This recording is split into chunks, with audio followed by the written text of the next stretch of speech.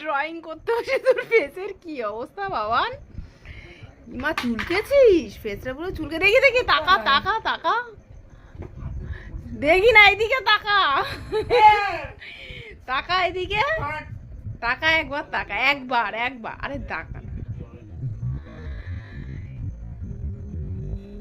ই বাবা, কি করেছিস? চুলকেছিস বাবান? ও হাতে লেগে রয়েছে না, ওইগুলি চুলকেছিস, এই জন্য এই অবস্থা হয়েছে।